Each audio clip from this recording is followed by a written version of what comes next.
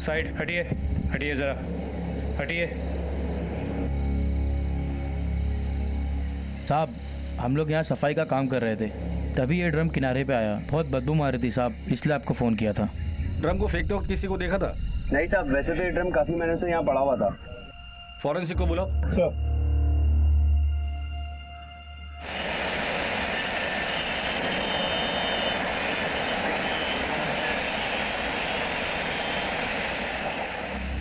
Sir, इसमें तो concrete है। तोड़ दो उसे।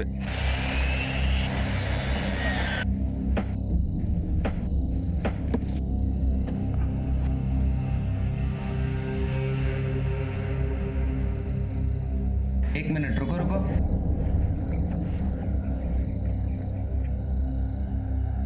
सर, इसमें तो कंकाल है।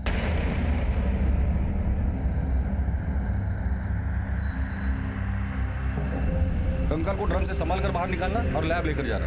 Okay sir. सर, सर इसके पैर के हड्डी में पायल फंसी है सर। शायद ये कंकाल किसी औरत का है सर। किसी को मार के बॉडी को ड्रम में डाल दिया और ड्रम में ईंट पत्थर और सीमेंट भर के ड्रम को झील में फेंक दिया। ड्रम में सीमेंट कंक्रीट इसलिए भरा है, कातिल नहीं चाहता था कि ये लाश कभी भी पुलिस को मिले, और मिले तो सुराग न मिले। लेकिन विक्टिम को पहचानेंगे कैसे? बॉडी तो पूरी तरह गल चुकी है। एक काम करो, आसपास के एरिया में पता करो कि पिछले 1-1.5 साल में किसी औरत की मिसिंग कंप्लेंट दर्ज हुई है या नहीं, और वो ड्रम, उस पर एक बैच नंबर होगा। पता करो ये किस इंडस्ट्री का है, कहाँ खाली हुआ था, और खाली होने के बाद कहाँ इसे बेचा गया था। जानता हूँ काम मुश्किल है, लेकिन नामुमकिन नहीं है। अय्यर, इस कातिल ने हमें चैलेंज किया है, एक्सेप्ट करते? सर,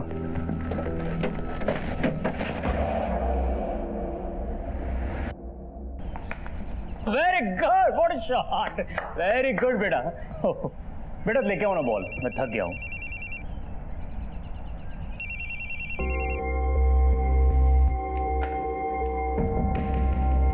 पापा, कैच! पापा, पापा, हम यहाँ पर खेलने के लिए आए हैं और आपने प्रॉमिस किया था कि आप फोन को हाथ नहीं लगाओगे।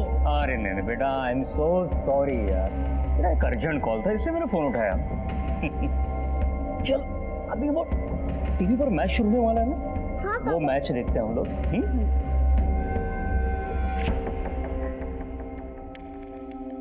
और हम फिर से मैच खेलने जाएंगे। हाँ ठीक है पापा। क्या बेटा, टीवी ऑन करो।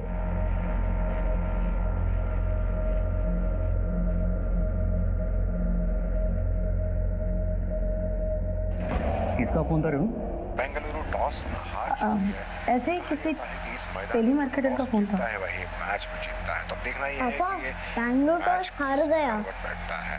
मुंबई ने फील्डिंग ली है और बेंगलुरु ने बैटिंग से अपने गेम का आगाज किया है। पापा, हमारी टीम टॉस हार गई, इसका मतलब हम हार गए क्या?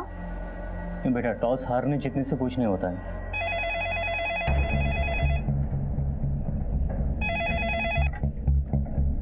हेलो,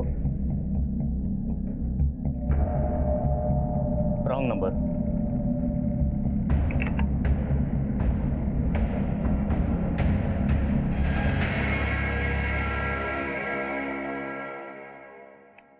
सर, आसपास के एरिया में पूछताछ की, लेकिन कोई इन्फॉर्मेशन नहीं मिली। उस ड्रम के बारे में कुछ पता चला? नहीं सर, फोरेंसिक को कुछ नहीं मिला। सारे मार्क्स वाइप आउट हो चुके, ना कोई फिंगरप्रिंट्स, ना कोई और क्लू। जो लोग ये ड्रम्स बनाते हैं, हमने उनसे पूछताछ की। उन्होंने कहा कि वो ये ड्रम्स कर्नाटका, केरला और तमिलनाडु की कई सारी कंपनीज को सप्लाई करती है। वहां से इनमें केमिकल भर के अलग अलग जगहों पे भेजा जाता है। फिर ये केमिकल्स खाली करके ड्रम को स्क्रैप में बेचा जाता है।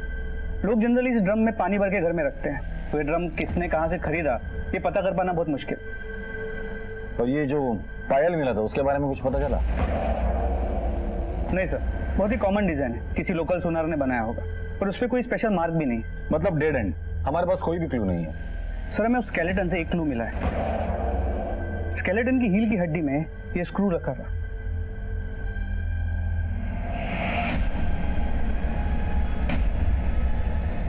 स्क्रू पे कुछ लिखा है, शायद कंपनी का नाम है या कोई तो सिंबल है। मेडिकल एक्सपर्ट को ये स्क्रू दिखा, हो सकता है स्क्रू की वजह से हम उस औरत को आइडेंटिफाई कर सके।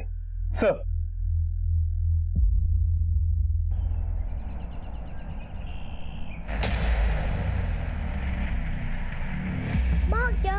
भाग क्यों रही है?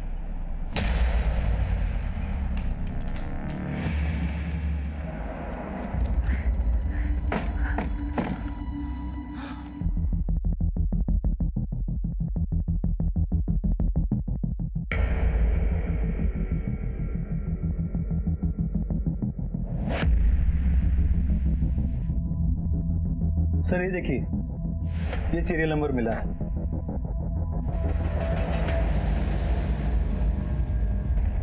एकमात्र मिले मलोलर स्क्रू के आधार पर केरला पुलिस ने अलग अलग राज्यों के अलग अलग शहरों की पुलिस से सहायता मांगी और 1 महीने के कठिन परिश्रम के बाद उनके हाथ कामयाबी लग ही गई। ये स्क्रू हम नहीं बनाए। क्या बता सकते हैं कि इसका मैन्युफैक्चरिंग कब हुआ था और इसकी डिलीवरी कहाँ हुई थी? उसके लिए रिकॉर्ड देखना पड़ेगा। प्लीज 1 मिनट, मैं देख के बताता हूँ।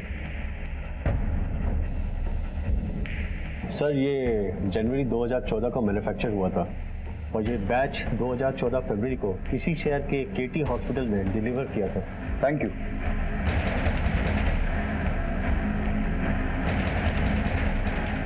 सर, ड्रम में जो स्केलेटन मिला था उसकी फोरेंसिक रिपोर्ट के मुताबिक स्केलेटन किसी औरत का है और उसकी उम्र करीब 45 साल की होगी। तो उसे मरे करीब 12 से 15 महीने हो चुके हैं। ठीक है, फिलहाल तो केटी हॉस्पिटल चलते हैं, देखते हैं वहां से क्या इन्फॉर्मेशन मिलती है। बैठो।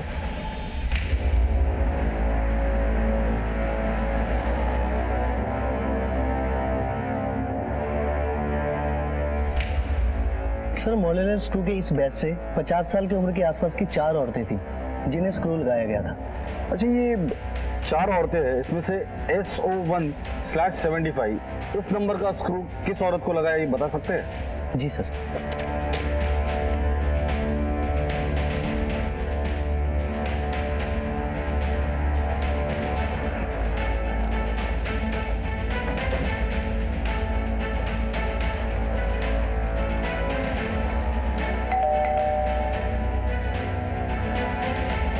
शांता का घर यही है? अम्मा बैंगलोर गई है मतलब? अम्मा को चिकन पॉक्स हुआ था, उसके इलाज के लिए वो बैंगलोर गई है। कब गई थी? पिछले साल जनवरी में गई है, पर जाने से कुछ महीने पहले उनके पैर की हड्डी टूट गई थी, तो उनका ख्याल रखने के लिए एक नर्स थी जो उनकी देखभाल करती थी। बस उसके बाद वो उसी के पास जाने की बात कर रही थी। 1 साल पहले तुम्हारी माँ को चिकन पॉक्स हुआ था, तो चिकन पॉक्स ठीक होने के लिए 1 साल तो नहीं लगता ना? खैर, आखिरी बार कब बात हुई थी उनसे? जब से वो गई है उनसे बात ही नहीं हुई है। तुम्हें ये जानने की कोशिश भी नहीं की तुम्हारी अम्मा है कहाँ, किस हालत में है? थोड़ा अजीब नहीं लगता? वो हमारी बनती नहीं थी। अम्मा मैं रमन को छोड़ के आ गई, अब मैं यहीं रहूंगी। पता था मुझे यही होने वाला है। अरे कितना कुछ सोचा था तेरे लिए। गोपाल अन्ना के बेटे अशोक के साथ तेरी शादी तय कर दी थी, अच्छे से रहती वहां पे रानी बनकर, पर नहीं, तुझे तो उस भिखारी निकम्मे रमन के साथ ही मरना था, और वहां भी नहीं रह पाई तू अच्छे से। अम्मा अगर तू नहीं चाहती है ना कि मैं यहाँ रहूं, तो मैं यहाँ से भी निकल जाती हूँ। मैंने अम्मा की मर्जी के खिलाफ शादी की थी, उसी बात को लेकर हमेशा अम्मा गुस्सा रहती थी। फिर उसके बाद उन्हें चिकन पॉक्स हुआ तो मुझे डर है कि तुम्हारी बीमारी इससे न लग जाए। तुझे इसकी चिंता करने की जरूरत नहीं है, मैं खुद ही यहाँ से चली जाऊंगी, बैंगलोर जाऊंगी समृद्धि के पास, वहीं जाकर अपना इलाज कराऊंगी और कभी वापस नहीं आऊंगी। जितने महीने साथ रहे, 1 मिनट के लिए भी हमारी बनती नहीं थी। फिर एक दिन मैं काम पे से वापस लौटी तो देखा अम्मा घर पर नहीं थी। मुझे लगा वो काम पे गई होगी। फिर जब वो नहीं लौटी तो मैंने 1-2 बार फोन ट्राई किया, अम्मा ने फोन ही नहीं उठाया। 1 साल पहले जब वो यहाँ से चली गई थी तो उसके अतीत में क्या हुआ था? किसी के साथ दुश्मनी थी, किसी के साथ झगड़ा हुआ था? मुझे क्या पता सर, पर आप ये सब क्यों पूछ रहे हैं? तुम्हारे अम्मा का मर्डर हुआ है, किसी ने उसकी लाश को ड्रम में डालकर सीमेंट कंक्रीट के साथ चुनवा दिया है। किसने मारा उसे? हम भी यही पता लगाने आए हैं। हमें तुम्हारा ब्लड सैंपल लगेगा उस कंकाल के डीएनए के साथ मैच करने के लिए। इस स्वाति की बात पे विश्वास नहीं हो रहा। एक तो चिकन पॉक्स के ट्रीटमेंट के लिए शांता का बैंगलोर जाना, अगर गई भी हो तो उसकी लाश का त्रिवेंद्रम में मिलना, और अपनी माँ की मौत के बारे में सुनके से जरा भी झटका नहीं लगा। बिल्कुल सही कह रहे हो तुम। सबसे पहले हमें शांता के बारे में जानना होगा। शांता कहाँ गायब हुई थी, किस हालत में गायब हुई थी, ये पता करना होगा। शांता की पूरी इंफॉर्मेशन निकाल। आस पड़ोस में जाके शांता के बारे में पूछताछ करो। सर कुरकल उधर देखो, मुंह में।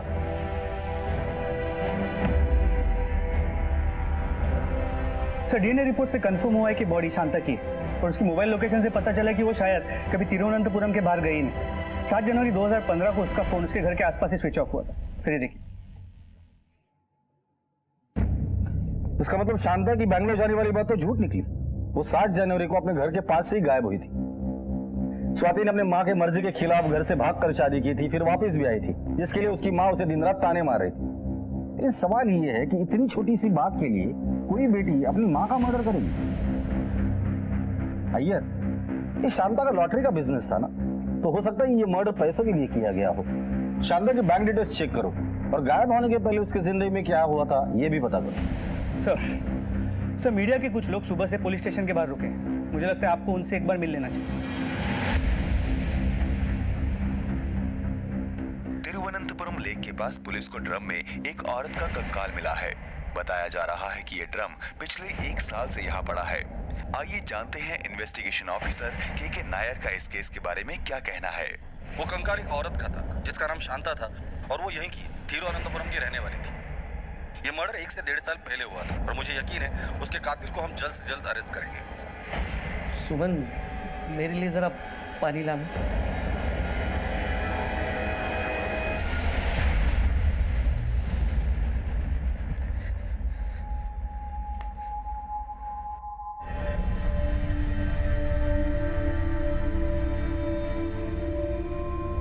आरव, दूध।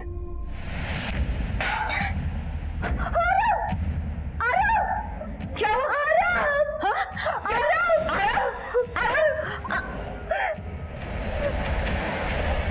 पड़ गए तुम्हारे कलेजे को ठंडक। इसे ये मत खिलाओ, उसे वो मत दे।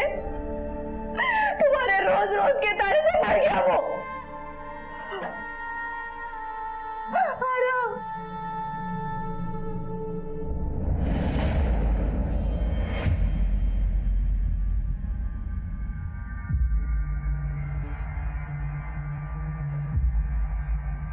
अजीब, क्या हुआ रेणु की बहन का? रेणु की बहन? वो जो चेन्नई में रहती है ना, उसकी तबीयत कैसी है?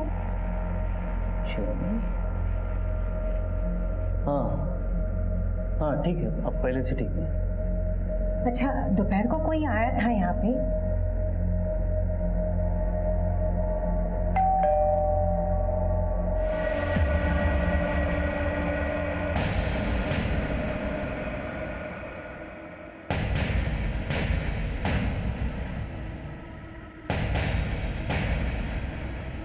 क्या हुआ? अब भी किसी टेलीमार्केटर का फोन था? ये चेन्नई में तुम्हारी कौन सी बहन है?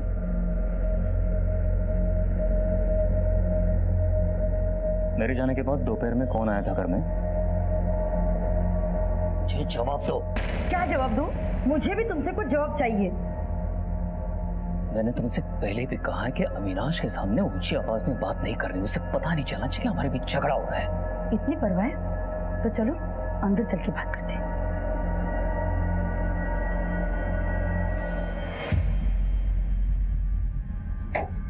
बोलो, क्या बोलना चाहती हो? बच्चा मुझे नहीं, तुम्हें चाहिए था। और ये सब जो तमाशा। धीरे बोलो, चिल्ला क्यों रही हो? अविनाश सुन लेगा।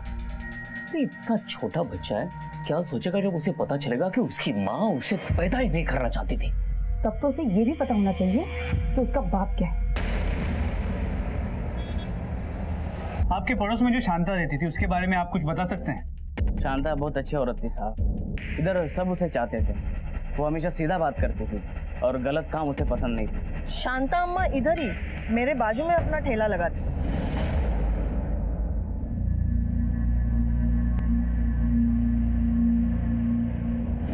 गायब होने से पहले शांता का किसी के साथ कोई झगड़ा या कोई दुश्मनी या वो किसी तरह के तनाव में रहती हो, कुछ पता है आपको? तनाव में तो वो रहती थी। एक बार उनका झगड़ा भी हुआ था बैजू के साथ। चलो चलिए। क्या कर रहा तू?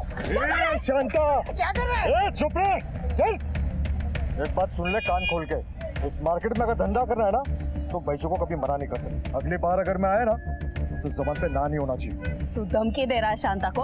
हाँ, मेरा जो जी में आएगा मैं वो करूंगी, और तूने अगर मनमानी की तो छोड़ूंगी नहीं, मैं तुझे छोड़ूंगी नहीं, समझा? ये क्या करो? हट, हट, हट यहाँ से।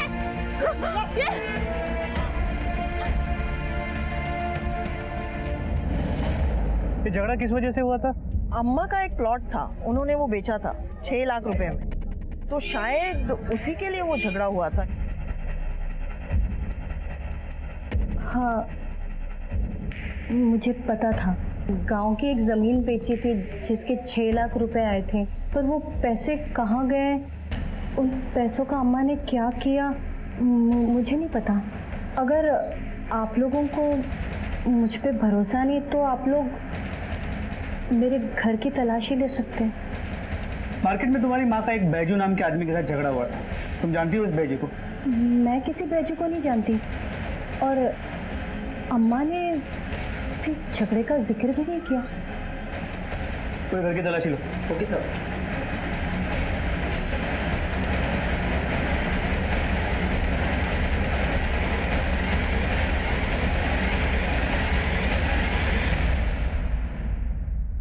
सर, स्वाति के घर में पैसे नहीं मिले, हो सकता है उसने कहीं बाहर छुपा के रखा हो। या हो सकता है कि उसने खर्च कर दिए हो। 6 लाख रुपए एक साल में खर्च करना कोई बड़ी बात नहीं है भैया। अगर ये मर्डर स्वाति ने किया है तो वो उसका अकेले का काम नहीं है, जरूर किसी की मदद ली होगी। एक प्लान मर्डर है। इस कत्ल को छुपाने के लिए कातिल ने बड़ी मेहनत की है। इस स्वाति की डिटेल इंफॉर्मेशन मुझे चाहिए। उसके कॉल रिकॉर्ड निकालो जब से शांता गायब हुई तब से। फिलहाल हमें एक ऐसे आदमी की जरूरत है जो इन माँ बेटे के बारे में अच्छे से जानता हो। शांता को मारने के लिए स्वाति के पास 2 मोटिव थे। एक तो उसे पैसों के बारे में पता था और दूसरा वो शांता से परेशान थी। और स्वाति के अलावा हमारे पास और एक स्ट्रॉन्ग सस्पेक्ट है बैजू, उसे भी शांता से बैर। उठाकर लेकर आओ इसे। सर। पापा मुझे बर्थडे पर एक क्रिकेट बैट चाहिए। अच्छा, क्रिकेट बैट चाहिए? हाँ बिल्कुल मिलेगी बेटा, लेकिन तब जब तुम्हारे एग्जाम में बहुत अच्छे मार्क्स आएंगे तब। लेकिन पापा मोदी से एग्जाम को क्या लेना देना पापा? अरे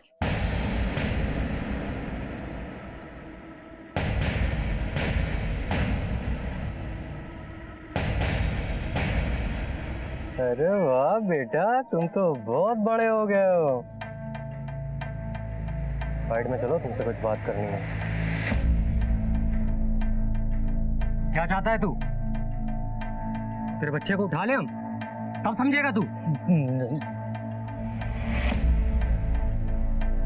देख, मुझे ये वार्निंग खेलना पसंद नहीं है, इसलिए चुपचाप से मेरा काम कर दे, समझा? तुझे अच्छी तरह से पता है मुझे क्या चाहिए। देख, मेरा टाइम ऑलरेडी खत्म हो चुका है, इसलिए जल्दी कर, समझा? चलो बे।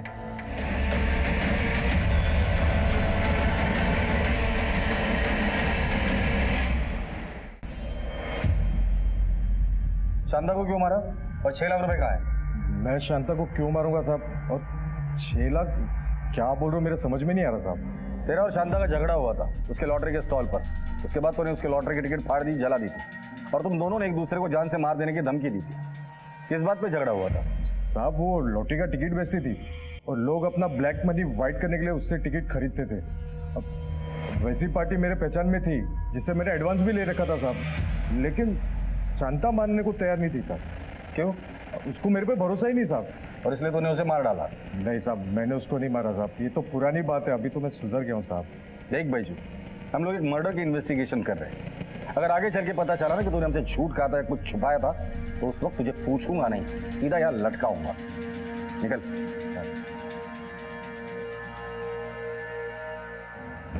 पुलिस को अब एक ऐसे इंसान की तलाश थी जो शांता और स्वाति दोनों को ही अच्छी तरह से जानता हो, और वो था स्वाति का पति रमन।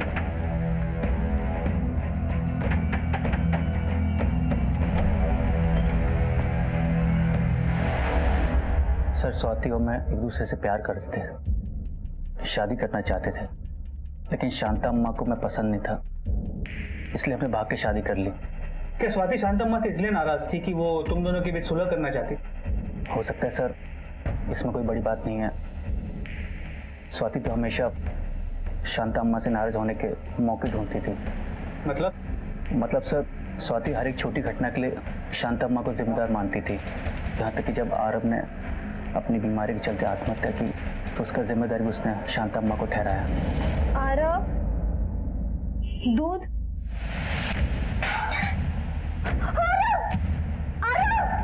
क्या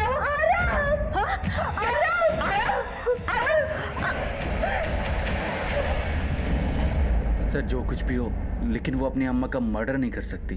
तुम दोनों एक दूसरे से प्यार करते, आके शादी भी, फिर अलग क्यों है?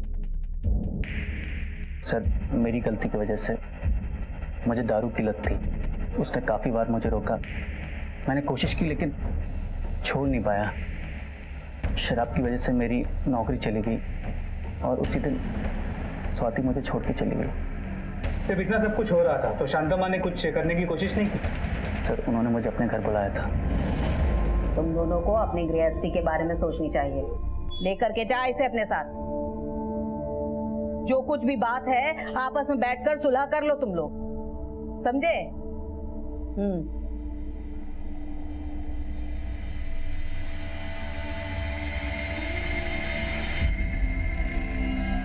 तेरी माँ एकदम ठीक कह रही है। मेरा नहीं तो कम से कम आबा के बारे में तो सोच। मैं खुद को सुधारूंगा। अच्छा बाप नहीं बल्कि अच्छा पति भी बन के दिखाऊंगा। अच्छा बाप, अच्छा पति बनने के लिए अच्छा इंसान बनना पड़ता है। तुम्हारे जैसे आदमी के साथ ना मैं रहूंगी ना अपनी बेटी पर तुम्हारा साया पड़ने दूंगी। आबा को सिर्फ माँ की नहीं बल्कि बाप की भी जरूरत है। उसकी चिंता तुम मत करो। उसे माँ और बाप दोनों का प्यार मिलेगा, और ऐसे बाप का प्यार मिलेगा जिसकी वजह से कल उसे उसका सिर शर्म से झुकाना ना पड़े।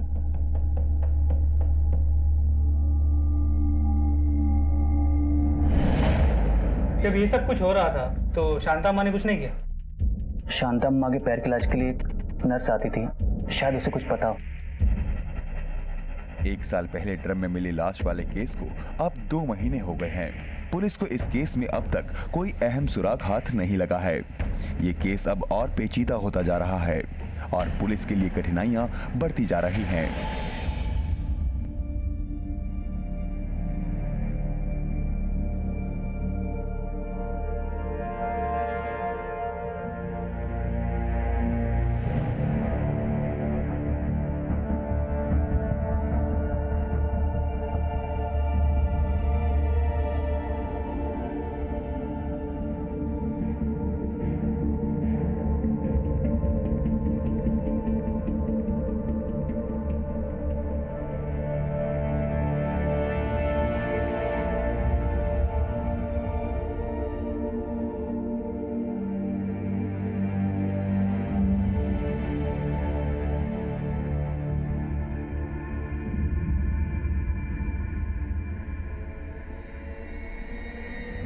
स्वाति अपने भाई के मौत के लिए अपनी माँ को जिम्मेदार मानती है। स्वाति शांता से इतनी नफरत करती है कि हो सकता है कि उसी ने उसको मार दिया। सर पॉसिबल तो है, पर अगर स्वाति का सच में कोई बॉयफ्रेंड है तो हो सकता है स्वाति ने उसी के साथ मिलकर शांता को मारा। एक पॉसिबिलिटी और भी हो सकता है, शांता स्वाति को रमन के साथ उसके घर जाने के लिए फोर्स कर रही, इसलिए स्वाति ने शांता को रास्ते से हटा दिया। अब शांता का घर भी उसका हो गया, पैसे भी, और अब वो आजाद भी है। ये स्वाति और शांता के कॉल रिकॉर्ड्स आ गए? भी सर आ गए। स्वाति के कॉल रिकॉर्ड अच्छे से चेक करना। देर रात तक उसने किसी से बात की है वो देखना, और कितने देर तक बात की है वो भी चेक करना। हो सकता है कि वो उसका बॉयफ्रेंड हो। और शांता के कॉल रिकॉर्ड्स भी क्रॉस चेक करना। सर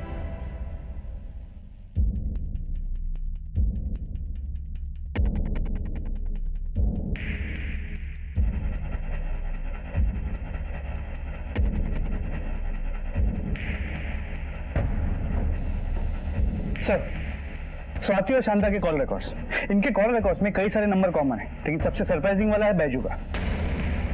ये देखिए,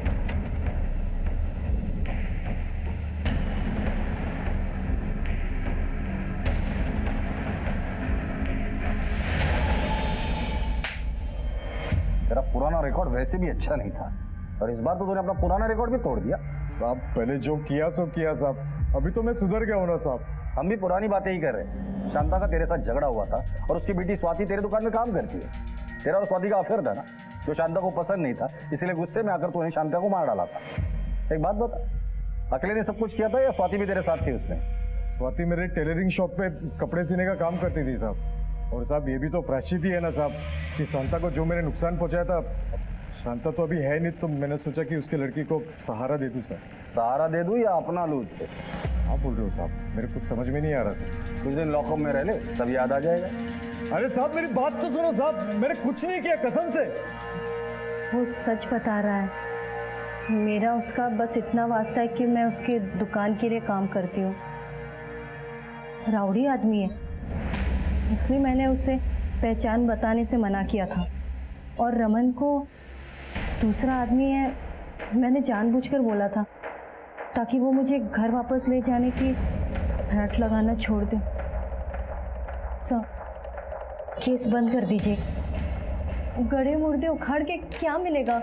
गड़े मुर्दे तभी उखाड़े जाते हैं जब कोई नाइंसाफी होती है। नहीं, अभी तो हम लोग जा रहे हैं, लेकिन जब भी जरूरत पड़ेगी पुलिस स्टेशन आना पड़ेगा। ये फिर से झूठ बोल रही है। तहकीकात के दौरान हमें बहुत सी चीजें पता तो चली है, लेकिन अभी भी हमारे पास किसी के खिलाफ कोई ठोस सबूत नहीं। अय्यर, हर चीज प्लेट में परोसे हुई मिली तो फिर क्या कहना। मैंने पहले कहा था ये केस 1 साल पुराना है, तो कातिल को अपना जुर्म मिटाने का और सबूत मिटाने का बहुत वक्त मिला है। एक काम करो, तुम बैंगलोर जाके उस नर्स समृद्धि से मिलो। स्वाति के अलावा स्वाति के घर के अंदर की बातें वो नर्स ही हमें बता सकती है। सर,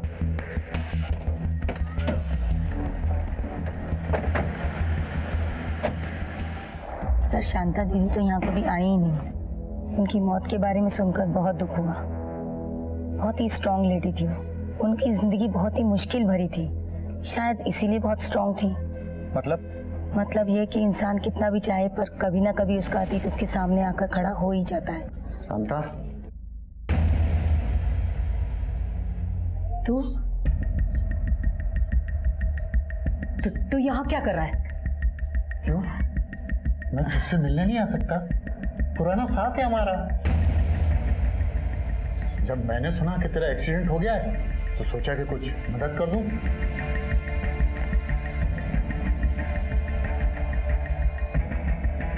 मैंने सुना कि स्वाति अपनी पति का घर छोड़कर आ गई है और कुछ काम ढूंढ रही है। वो अगर चाहे तो मेरे साथ काम कर सकती है। ये कुछ पैसे रख लो, काम आएंगे। दफा हो जाए यहाँ से। गुस्सा क्यों करती है? मैं तो तेरी मदद करने आया था। थूकती हूँ मैं तेरे पैसों पर और तुझ पर। और मेरी बेटी के बारे में ऐसी बात सोचने की तेरी हिम्मत कैसे हुई? दो पैसे के धंधे वाली आज शरीफ बन के बैठी है। अरे तू अपना पता ठिकाना बदल करना, दुनिया को धोखा दे सकती है, मुझको नहीं, समझी? और तेरा ये लॉटरी का धंधा है ना, आज का है। अब मैं बताऊं दुनिया को तेरा असली धंधा क्या था। कल क्या थी तू? मंजुनाथ, मैं तुझे क्या कर रहे हैं? बाहर जाइए वरना मैं पुलिस को बुला लूंगी। मैं भी देखता हूँ कब तक अपनी बेटी को बचाती। इस धंधे में तो मैं उसको खींच के ही रहूंगा, समझी? मंजुनाथ, जब तक मैं जिंदा हूँ मेरी बेटी की तरफ आंख उठाकर भी देखा तो देखना मैं तेरा क्या हाल करती हूँ। बाद में उन्होंने बताया कि 2 छोटे बच्चों की जिम्मेदारी थी और सर पर छत भी नहीं थी। उनका पति जेल में था, मजबूरी में उन्हें मंजुनाथ के साथ काम करना पड़ा। शांता ने जमीन बेच के उसे 6 लाख रुपए मिले। तुम्हें पता है उस पैसे का उसने क्या किया? सर, शांता दीदी ने मुझे बताया था कि वो 6 लाख रुपए की फिक्स डिपॉजिट कराने वाली और वो स्वाति की बेटी आभा के नाम करने वाली थी। अच्छा, ये स्वाति, उसका किसी के साथ कोई अफेयर था? किसी के साथ कोई चक्कर? सर, उनके घर के पास ही एक आदमी था जिनके साथ स्वाति का चक्कर चल रहा था। जब शांता दीदी को इसके बारे में पता चला तो उन्होंने स्वाति को बहुत मारा पीटा। जानती है तूने क्या किया? क्या किया तुझे पता है? पहले तो उस निकम्मे लड़के के साथ बात कर शादी की, उसके साथ निभा नहीं पाई, यहाँ आकर बैठ गई और अब उस शादीशुदा आदमी के साथ चक्कर चला रही है तू। मैं जानती हूँ उसे, वो अच्छा आदमी नहीं है। मैं जानती हूँ आप ये सब क्यों बोल रही हो। क्या जानती है तू? बोल, मुझसे बदला ले रही हो। मैंने तुम्हारी बात कभी नहीं मानी ना, इस बात का बदला। और वैसे भी मैं तुम्हारी तरह कईयों के साथ मुंह काला नहीं कर रही, प्यार करती हूँ उससे। स्वाति की बातें सुनकर शांता दीदी बहुत उदास रहने लगी थी। मैंने अपने जीवन की हर मुश्किल को भगवान की परीक्षा समझकर स्वीकार किया है समृद्धि, लेकिन अब मैं बहुत थक गई। आखिर कब तक?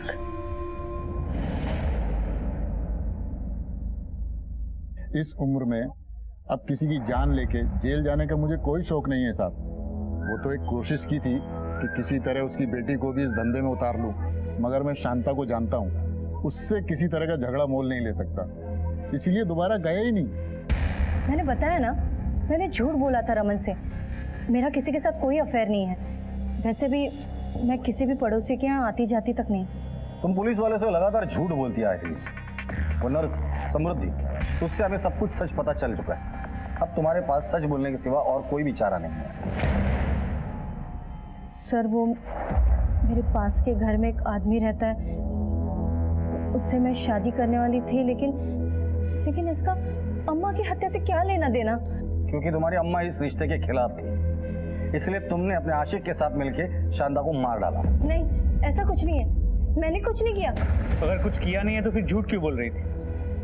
वो आदमी शादीशुदा है, वो अपने बीवी बच्चे को छोड़ के नहीं आ सकता।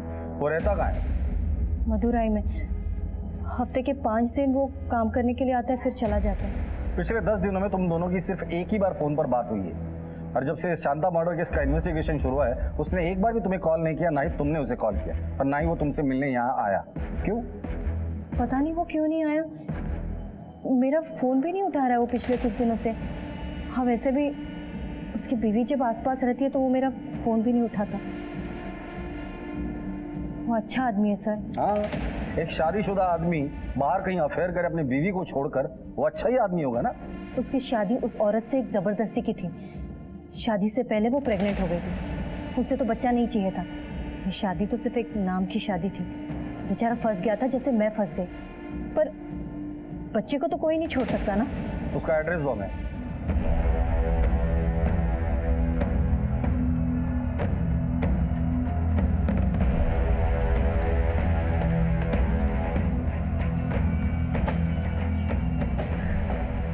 जय हिंद सर, ये केरला पुलिस से अजीत के बारे में पूछताछ करने आए हैं।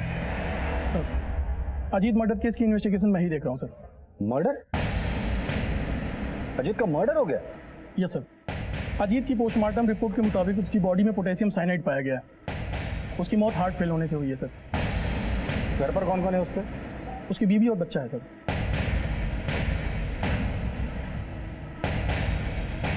आप कहना क्या चाहते हैं? हम यही कहना चाहते हैं कि आपके पति का स्वाति के साथ अफेयर था, अपने पति को मार डाला। स्वाति? अफेयर? ये सब क्या है? मैं नहीं जानती स्वाति को। मैंने तो ये नाम भी पहली बार सुना है। मुझे ऐसा कुछ पता नहीं है। वो ऐसे आदमी नहीं थे, वो कभी मुझे धोखा नहीं दे सकते थे। तो फिर आप दोनों के झगड़े किस बात पर होते थे? अजीत को जुए की लत थी, उस वजह से उन पर बहुत कर्जा हो गया था। मुंबई पे लगा, बेंगलोर पे नहीं। अरे पुराना पैसा कहाँ जा रहा? मैं कुछ ना कुछ जुगाड़ करके पैसा लौटा दूंगा यार, फिक्र मत करो। लेकिन अभी नए सौदे की बात करते। मुंबई पे मैंने जितना बोला है ना उतना पैसा लगा दी, समझे? फिर से चालू हो गया ना तुम्हारे सट्टा? मना किया था ना ये सब करने को। हाँ, मुझे सिखाओ मत, हटो। आए दिन वसूली वालों के धमकी भरे फोन घर तक आने लगे थे। मैं परेशान हो गई थी और मैंने उनको ये बात इसलिए नहीं बताई क्योंकि वो पहले से डिप्रेशन में थे, इसलिए ये बात मैं उनसे छुपाती रही। देखो, दूर रहो तुम, मेरे पास मत आना। मेरा हाथ छोड़ो। बोल देना अपने पति से हमारे पैसे वापस कर दे, वरना और भी तरीके हैं पैसे वसूल करने के। ये कंगन लिए जा रहा हूँ, बाकी बोल देना तैयार रखे, समझी? आपको क्या लगता है किसने मारा होगा अजीत को? अजीत के पेट में पोटेशियम साइनाइड मिला था, जो इतनी आसानी से मिलता नहीं है। अजीत एक केमिकल प्लांट में काम करते थे, शायद वहीं से मिला हो।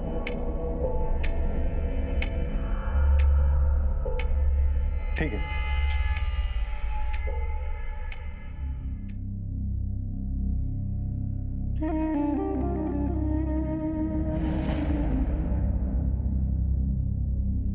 ले मुंह खोल।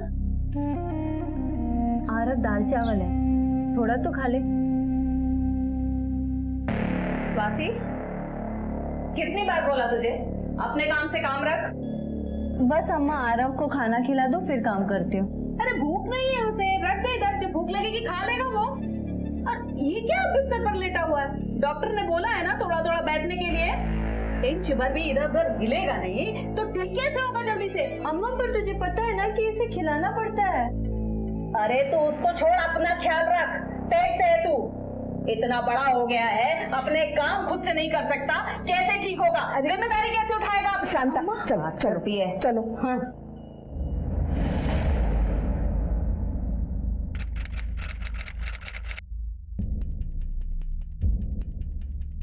सर अजीत तो पिछले 10 दिनों से काम पे ही नहीं आया। हो सकता है पोटेशियम साइनाइड उसने इसके पहले चुराया। और सर इतनी कम मात्रा में पता लगा पाना बहुत मुश्किल है कि किसने चुराया। तो उसका कोई दोस्त है यहाँ जो उसके बारे में जानता हो? तुम्हारे फैक्ट्री के मैनेजर से हमें पता चला कि तुम अजीत के बहुत अच्छे दोस्त हो। हाँ सर। अजीत के बारे में क्या जानते हो? सर अजीत और मैं अच्छे दोस्त थे। मैच में सट्टा लगाने की वजह से वो पूरा बर्बाद हो गया था। अजीत के बारे में काफी कुछ जानते हो, तो उसके अफेयर के बारे में भी जानते होगे। तू कभी मिला है स्वाति से? एक मिनट नीचे रखो।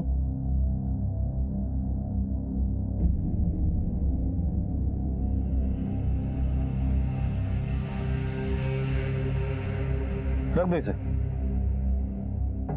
अजीत ने पोटेशियम साइनाइड के अलावा कभी फैक्ट्री से ड्रम भी चोरी किया था? नहीं सर, चुराया नहीं था, मांग के लेके गया था। उसने मांगा और तुमने दे दिया। दोस्त था ना तुम्हारा, दोस्त ने कहा चलो खून करते हैं, तो तुमने खून नहीं कर दिया। सर मैं कुछ समझा नहीं सर। क्यों?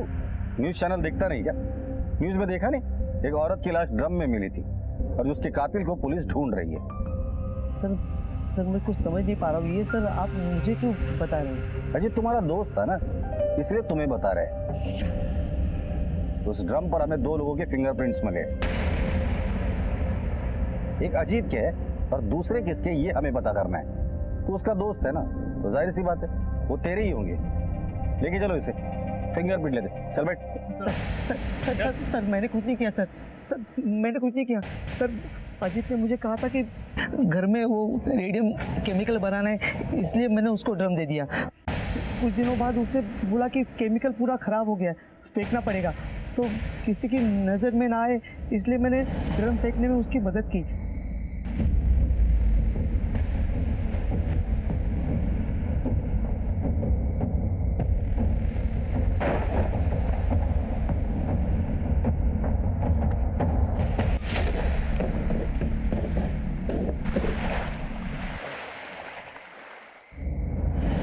अजीत ने झूठ बोलकर ये काम मुझे करवाया। ये मुझे तब पता चला जब टीवी पर मैंने शांता की लाश ड्रम में देखी। अजीत ने शांता को क्यों मारा? पैसों के लिए? पता नहीं सर, लेकिन सबसे बड़ी बात ये है कि अजीत शांता को तब से जानता है जब वो धंधा करती थी। 2-3 बार वो उसका ग्राहक बन के भी गया था सर। शांता को अजीत और स्वाति के चक्कर के बारे में पता चल गया था, तो शांता ने अजीत को बहुत सुनाया था सर। ये अजीत ने खुद मुझे बताया सर।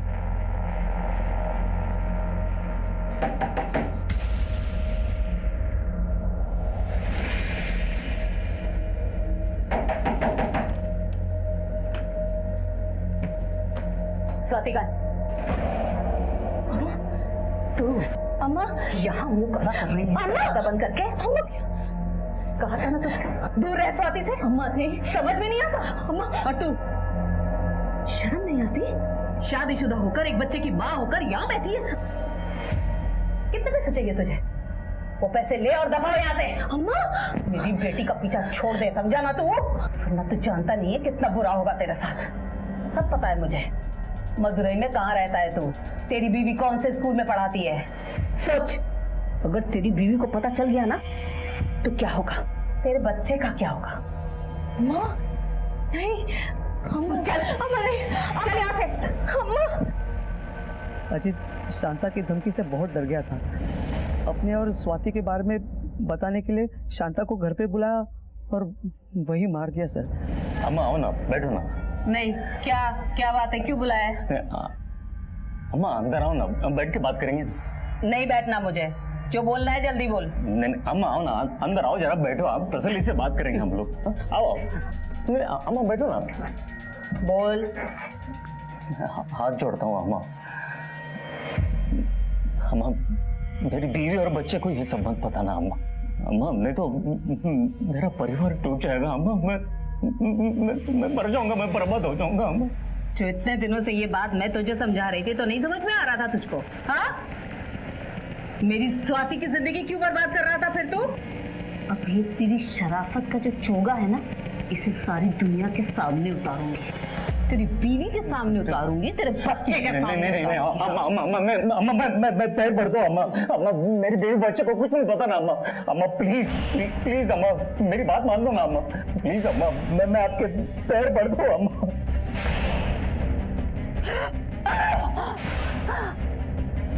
उसे मारने के बाद अजीत ने पूरा घर ढूंढा और उसको कहीं पैसे नहीं मिले। आपको जब शांता की डेड बॉडी मिली तो आपको स्वाति के घर के बाहर देखा तो वो बहुत डर गया सर। अजीत को किसने मारा? सर उसको अपनी बीवी और समाज का बहुत डर था कि कहीं उसकी इज्जत उनकी नजरों में खराब ना हो जाए। शायद इसीलिए उसने आत्महत्या की होगी। इस पूरे प्लानिंग में स्वाति का रोल क्या था?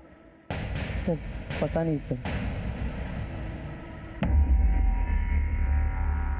सर केस तो सॉल्व हो गया, पता भी चल गया कि कातिल कौन है, लेकिन कातिल को सजा नहीं दिलवा पाए और ये भी पता नहीं चल पाया कि स्वाति का शांता के मर्डर में हाथ था भी या नहीं। शीशा और रिश्ता दोनों ही नाजुक होते हैं, मगर उनमें एक फर्क होता है। शीशा गलती से टूटता है और रिश्ता गलतफहमी से। रिश्तों की रस्सी तब कमजोर होती है जब इंसान गलतफहमी में पैदा होने वाले सवालों के जवाब भी खुद ही बना लेता है।